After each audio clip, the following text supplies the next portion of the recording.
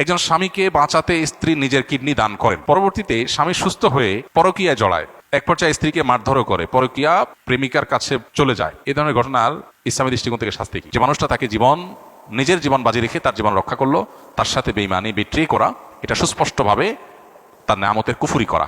প্রথম কথা হলো, বিবাহিত মানুষ যদি জেনায় লিপ্ত হয় তাহলে তো ইসলামের দৃষ্টিতে সবচেয়ে নির্মম এবং করুণ শাস্তির কথা বলেছে। কোমর পর্যন্ত মাটিতে পুঁতে রেখে পাথরের আঘাতে তাকে মৃত্যুদণ্ড বাস্তবায়ন করা। যদিও এই ধরনের শাস্তি বাস্তবায়নের ঘটনা সকাল বিকাল বা প্রতিদিন প্রতিনিয়ত ঘটবে না, এই জন্যই তো এই ধরনের অপরাধ প্রমাণিত হওয়ার জন্য অনেক কঠিন কঠিন শর্ত দিয়েছে শরীয়ত। এটা লেখার আগে তাকে অনেক শক্ত শক্ত কঠিন কঠিন দলিল প্রমাণ হাজির করতে হবে।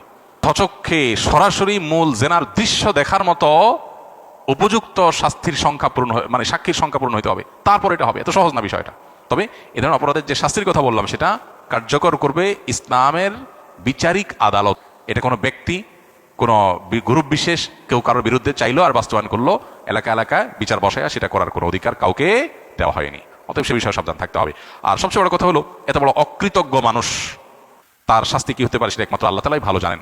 যে মানুষটা তাকে নিজের জীবন বাজি রেখে তার জীবন রক্ষা করলো, তার সাথে বেঈমানি বিট্রে করা, এটা সুস্পষ্টভাবে তার নেয়ামতের কুফরি করা। আর আল্লাহ তাআলা বলেছেন, ওয়ালা ইন কাফারতুম ইন্না আযাবি লাশাদীদ। আল্লাহর নেয়ামত, মানুষের অবদান, এগুলোকে অস্বীকার করা এটা আল্লাহর আযাবের কারণ। বিধায় আল্লাহর ভয় আমাদের মধ্যে থাকা দরকার।